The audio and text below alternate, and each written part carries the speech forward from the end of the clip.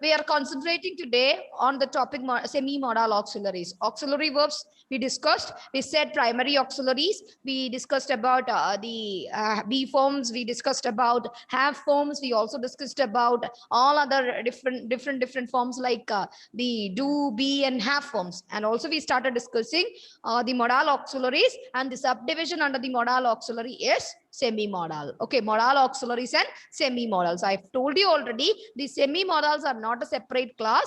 This is also modal auxiliary, but it depends upon situation. See, we are attaching a word to, right? We are attaching a word to with used to, ought to. So this is the only usage difference. Okay, and we are not using these words in the form of a as with the other modal auxiliaries, we are not using this forms are in the form of a main verb. But sometimes you are familiar with the word need, right? Now, some usually we are not using need to. Okay, need to usage. Need to is also used in the form of a modal auxiliary. But when I list the words like under semi-modals, I said we have ought to, we have used to, we have need and dare. Okay, I'm not always stressing to with need. Why?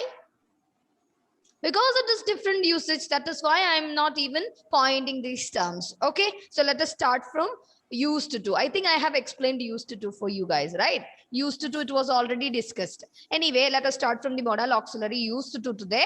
Used to, I have told you, used to is a modal auxiliary verb which we use for describing a past habit. Okay, which was not happening now in the present. No result in the present. I used to play cricket. I've told you to keep this in your mind also. I used to play cricket when I was a child. I am not playing cricket now. So used to can also be used for constructing a sentence in simple past also, because it talks about a completed action in the past. Okay, so there is no present tense form of the word used to do also. This is what we discussed, right? I used to drink milk when I was a child. Now I am drinking tea. This is what we discussed, isn't it? So now I am drinking tea. I'm not drinking any cup of milk now. I'm not getting it from my mother, because now I have kids. So my mother is actually taking care of my children. They are grandchildren, right? So they are getting milk, I am getting tea. This is the difference. Okay, she's giving me, she's adding a little milk only in the tea and giving me. So this is the difference. So I used to drink milk when I was a child, but now I started drinking tea. That habit is not continuing now. Clear? To show such activity, to show such past habit, we are using used to. And remember, I said there is no present tense form of the word used to do. He used to or he uses to is a wrong usage. I used to is a wrong usage. He uses to is a wrong usage. Okay, so used to do is only possible for explaining a past activity. Now the second one, ought to. Okay, I said ought to. Ought to is a modal auxiliary verb, isn't it? We were using ought to in our dialogues, in our conversations, in our presentations. Ought to must be used in our sentences. And I said, children, ought to, the word which is equal to the modal auxiliary verb should. Ought to is equal to should, I said. Ought to is equal to should, I said. But what makes ought to different from should? No, there is a connection with must, should, and ought to. Okay, there is a small line. There is a small line, and we are actually joining the bead after bead. There are 3 beads. First bead is must. Second bead is should. Third one is ought to. Okay, why this is in one chain? They are used to express some duties. Almost same imperatives, right? Almost same. We are using to express imperatives, or we are actually constructing imperative sentences with the help of these modal auxiliary verbs, isn't it, children? So must, it shows, or we are using must, and we are not giving the person who is listening to take a chance, to take a decision. You must submit your English grammar activity today. There is no chance for to turn back, right? You have to, you should bring your English grammar activity today itself. There is no other way, no other option for you, right? You have to, you must submit your grammar activity. No choice, children. I am compelling you. This is the right moment. There is no chance for you to decide it on, or you cannot keep it on some other day. You must submit today. Before 4 o'clock, before 5 o'clock, it should be there ready on my table. There is no choice for you, right? So it is in the form of a compulsion. Okay, and to show a necessity, this is a must that you should see. It is a must that you should your activity, right? So it is a must that you should submit your activity, means there is no choice for you to select some other way, right? It should be there on my table. So must is in the form of a compulsion, right? Yes, ma'am. Yes, ma'am. Okay, so what about should? A little lighter, right? For giving advices and also highlighting obligations or duty and all, we are using should. And a little compelling also, right? It is not in a very big compulsion like must, but at the same time should also use for stating something necessary, or this is this activity that you cannot even avoid. This is one of the important activity. For stating that you can use should in your sentence. At the same time, to give an advice, you can use should. Okay, children, you should not tell lies to your parents. You're the only world for them, right? You are the only world for your parents. They are living for you. So you should not tell lies. Okay, if there is something there hidden in your mind, you try to reveal it to your parents. Your father is there. Usually, girls, they reveal everything to their parents, right? Especially father. Shivanya, Alana, we know how to tackle fathers, right? Girls, boys at the same time, they know how to tackle mothers, right? Boys normally reveal everything to the mother. Amma, I did something like this. Don't tell this to father, right? Yes, ma'am. Father, this is what I did today. When I was a child at your age, definitely I should share with everything with my father. Okay, because I know how to tackle my father very well. He won't hurt me, right? He won't say anything negative. There is a proverb. If your mother says no, ask your father. Okay, Shivanya and Anlia Marcia, everyone. There is a saying, age-old saying. If your father says no, ask your mother. If your mother says no, ask your father. You will get a reply, positive reply. Yes, To get a positive, if you want what should be done, this can be recommended. Okay, don't tell to your parent because I'll be in trouble. Okay, children. So children, this is a normal process. So you should not lie to your parent. Your father and mother, they are equal to you, right? If you tell something wrong to them, if that manner is not a correct manner, then it is not good, children. So it is in the form of an advice I am giving, right? So should can also for giving advices. Okay, I am using should, the auxiliary verb, for giving advices. You should not tell. You should not behave like this. Okay, it hurts them. Okay, so this is what. So for giving advices to highlight you should. The should can be also used in a sentence for showing the necessity of action. You should accompany them. Teacher, as you are a teacher, you are the class teacher, you should accompany them. When they go for an orphanage visit or something, you should accompany them, which means that it is the duty of the teacher to go along with her students, right? It is the students' responsibility is to go along with their teacher, isn't it? If we are going for a short or small trip or something. So for giving advice is not only should is used in the form of a past tense, but also should we are using for giving advices, and it is a little lighter comparing with must, isn't it? And what about ought to? I'm getting a written chat message from, no, I got a message from Abhinav, and he has written here, ma'am, here it is not like that. If I ask a question to mom says, ask to dad. And when I ask dad tells ask mom. This goes on and as a cycle. So you won't get anything Yes, solved, ma'am. right? Sometimes. Sometimes. So this Sometimes. is also your problem, Michelle. So father and mother are going in a very good relation there, right? Yes. Yes. So father, Amma is an obedient mother, and she asks everything and she solves everything from the father, and father is also considering mother as equal to him, so he also reveals something to the mother. So there is a good circle is going on. Abhinav, I should appreciate your parents. Okay, I should appreciate your comments. Okay, I think this is good. This is good to follow. Okay, so children, but still fathers won't say no to girls, and mothers won't say no to boys also. That is a Yes, ma'am. psychology, right? It is said to be the psychological approach. But no, if I think Vinayak and all, they are two boys. What to do? No other way. Vinayak, to whom you are asking always, Vinayak? There is no girl. Who is your friend, father or mother? Father. See, here we have a fatherly person, a boy who loves his father very much. I know that boys, they do respect. They imitate their parents, right? Especially father. I am just like my father. I am a little serious because my father is serious. I am a little funny because my father is funny, right? So we have a tendency for imitating our parents in our life, right? Yes or no? Especially boys.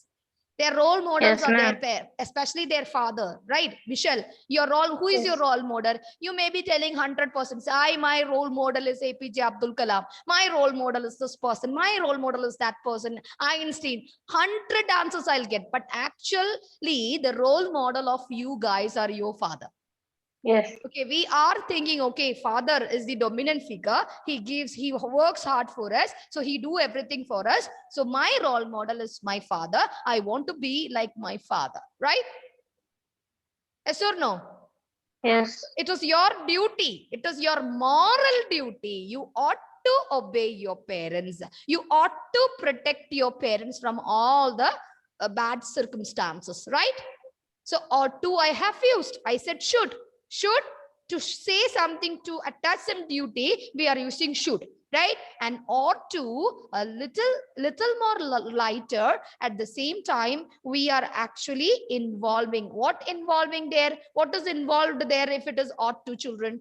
Must, should and all. But something is more involved if you use the word ought to. What is it? If you give me the right word, you will be rewarded. Can repeat. The question is, see, we are using ought to.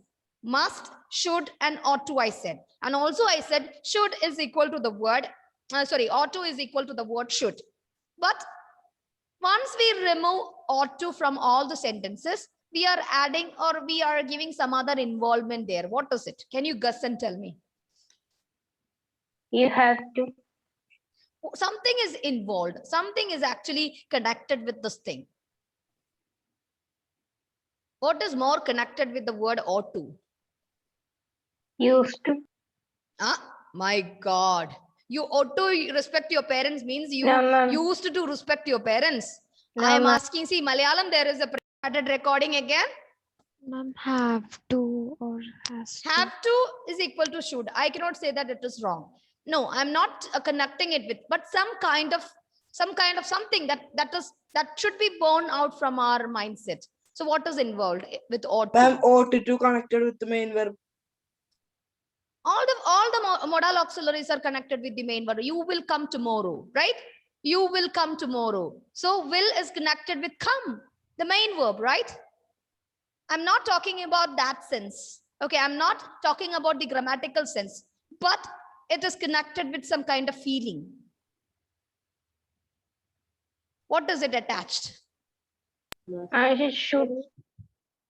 Feeling of duty. Responsibility. Okay, feeling of responsibility, feeling of duty. Okay, ought to is the only word where we are actually connecting a feeling of duty. I do request everybody to note this point. So I have 2 points to share with you. I request everybody to write the heading ought to. Take ruled paper, write ought to in your sentence. Sorry, in the paper.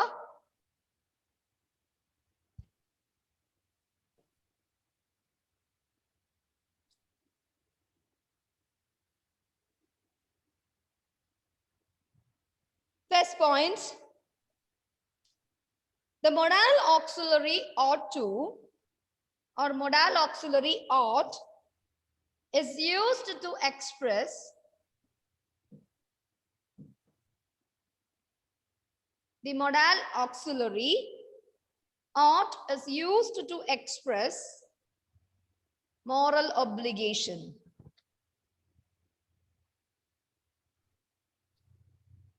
Comma, duty. Moral obligation, comma, duty.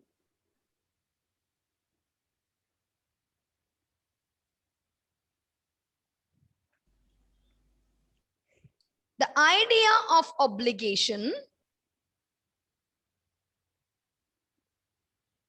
can also be expressed with should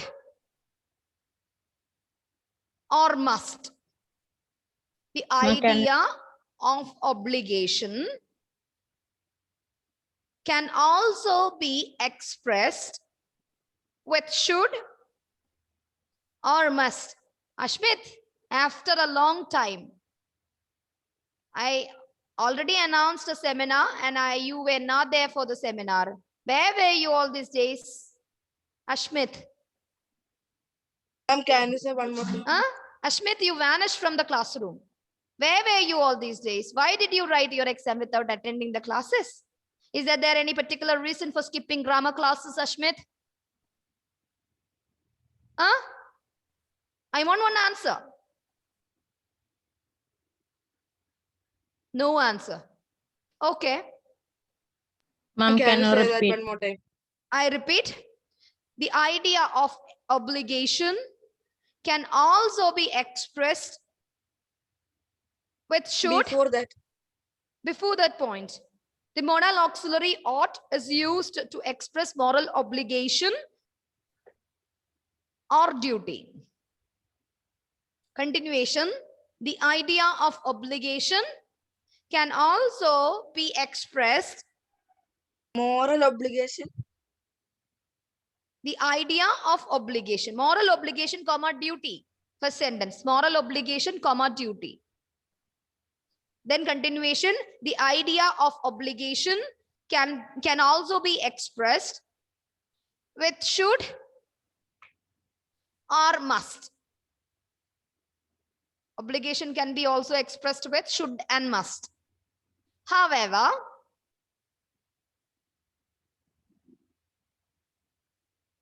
ought to, however, comma, ought to is used, ought to, underline ought to is used when a feeling of duty is involved. When a feeling of duty is involved. Underline, a feeling of duty is involved. We are not dreaming anything in return. This is our duty to be shown or it should Can be you done. take the line to underline? However, ought to, underline, is used when a feeling of duty is involved. Underline, when a feeling of duty is involved. Now, another question. See, you know, the negative word of will is want or will not, right? And at the same time, should not is the negative form of for should. Okay, if that is the case, and must not, mustn't or must not is the negative form of must. If that is the case, what or how to express a negative form with the help of ought to? How to add not with ought to sentences? This is another important negation, negatives. How to frame a sentence with the help of negatives. So how to use not in a sentence where you use ought to as your modal auxiliary. There is a small structure. This is the only structure that you can use for making your ought to sentences into negative. Okay, the point, I request everybody to note this point. This is important. The negative form of ought to is, the negative form of ought to is ought not to. This is the structure. Okay, how to change? When you change an ought to into its negative form, remember, you should fit not between ought and to. Ought not to. Underline ought not to. This is important. Can you repeat? The negative form of ought to is ought not to.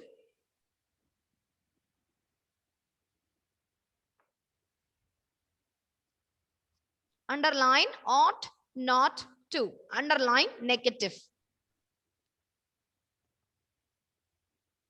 Examples for ought to sentences. We ought to love our parents. We ought to love our parents.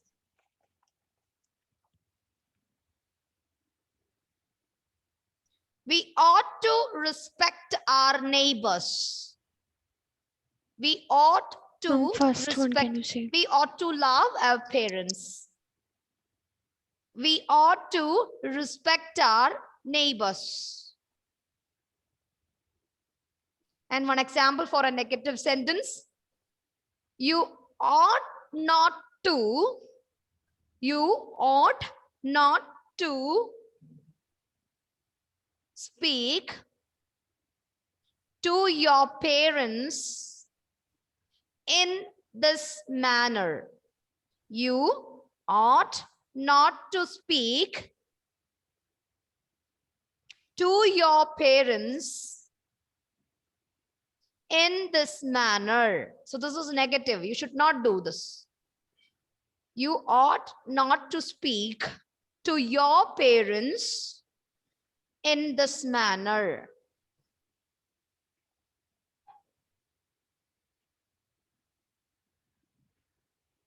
Ma'am, is it you ought to respect your neighbors or we ought to respect?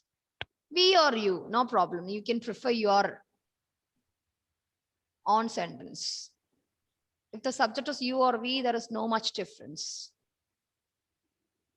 Ma'am, Okay. the same line, the neighbors.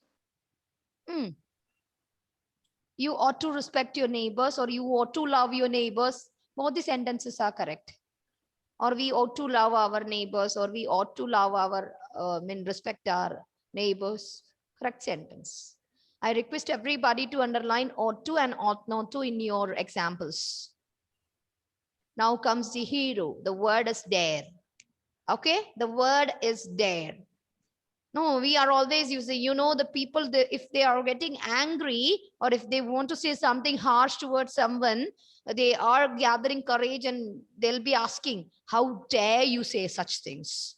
Okay, how dare you talk like this? How dare you? These are the commonly used words, right? Dare. So can anybody tell me the meaning of the word dare? Sometimes the word dare is like challenge. I dare do it. Oh, how dare you to do it, right? Yeah, correct. Ma'am, in an anger way. Anger way. What is that anger way? Anger, it can be the anger used for stopping the ships. ANCHOR.